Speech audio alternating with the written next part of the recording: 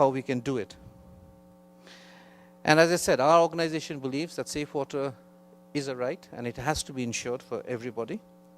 And maybe not on the earth, at least in the countries that we work in. And regardless of, as we say in our goal and vision, is that irrespective of any race, religion, or socioeconomic condition, everybody has equal access to these natural resources. Thank you very much.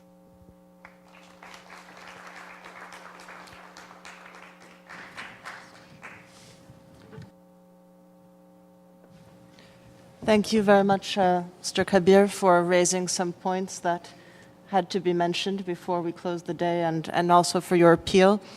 I think now Peter Karlen from Earth Water Global will present his organization's approach, which also seems to be quite innovative. Peter, the floor is yours. Good afternoon.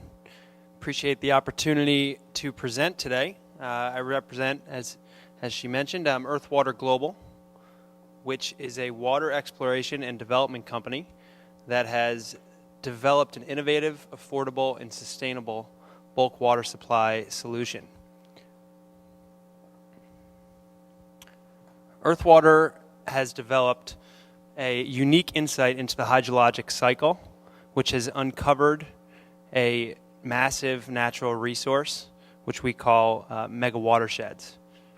The extent of these resources is very significant and exists in many of the world's most water-scarce regions. Earth Water's solution is sustainable, it's scalable, and it's proven in various technical environments. We marry this solution with a fully financed turnkey business model in which our clients, who are typically water-constrained governments, do not make payment to us until water is delivering at their existing distribution systems. Our service rates are highly affordable relative to alternative bulk water supply solutions, namely dams and desalination plants. In this presentation, I'd like to quickly review the global water crisis and then go into the technical elements for a moment, though this is not my expertise. I am not a scientist by training, though I'm joined with Roisin Lakings, who is back there raising her hands, who's Earth Water's exploration team manager. Then I'm going to dive into our business model, our value proposition, and then a brief conclusion.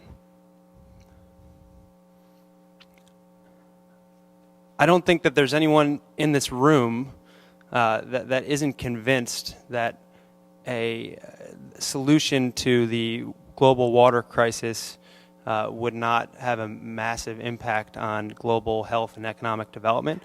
And as such, I think this is the topic of the conference, and we've all seen a great amount of information making this point. I will quickly stem on what we think is driving the global water crisis. First would be increasing demand, stemming from population growth primarily. As well, there's a decreasing supply, which is caused from expanding pollution and over-exploitation of traditional water sources, particularly groundwater sources and surface water sources. As well, the recent economic crisis has limited the financial capacity of financial institutions to provide financing for traditional large-scale projects. As well, there's a significant link to energy. There's a water-energy nexus that's very difficult to break, in which many of the emerging technologies for energy are highly water intensive and vice versa. Many of the most, such as desalination, most cutting edge technologies for water supply are extremely energy intensive. And as such, by developing them, you're exacerbating an energy problem that the world is also dealing with.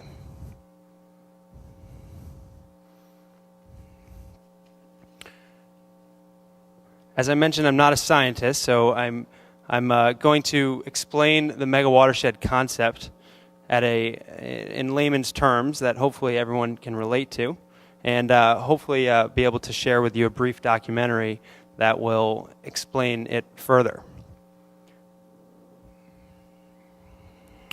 Basically, from a high level, you have a confluence of two factors. The first is 80% of the world's precipitation occurs at altitude. Altitude is typically in mountain ranges. These mountain ranges have been caused by tectonic activity over geological time. Tectonic collisions that have occurred over the history of the globe that have shattered the underlying bedrock and created a bedrock that is receptive to precipitation, which is occurring in these mountain ranges. So there's a vast system of interconnected fractures and fissures that are conveying and storing large quantities of sustainable water resources that are flowing through them. The water is forced downhill by gravity and is ultimately discharging into deep ocean areas that are off the continental shelf or evaporating into arid inland areas.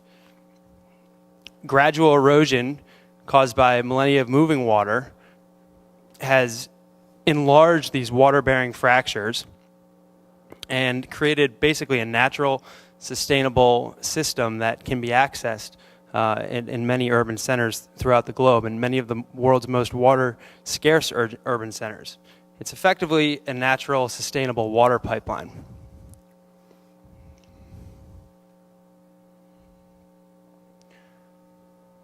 This diagram shows Earthwater's hydrological model, the mega watershed model, and compares it to the traditional hydrological model. You'll see in the mega watershed model, the subsurface is lit up with fractures and water flowing through it. The biggest distinction between the traditional model and the hydrological model is that Earthwater recognizes the deep infiltration of groundwater into fracture systems.